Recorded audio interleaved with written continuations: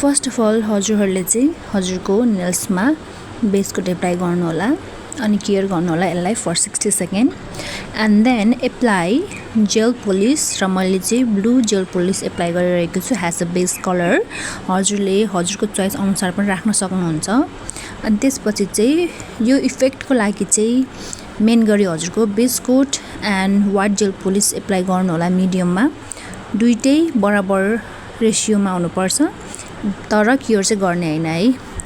care नगर्नु होला अनि फेरि बेस कोट मात्र है बेस कोटले चाहिँ हजुरले यसरी डटिङ टुल्सले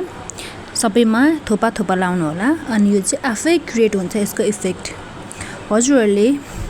यो इफेक्ट कसरी आउँछ भनेर सोचिरहनु भएको छ भने चाहिँ यसरी आउँछ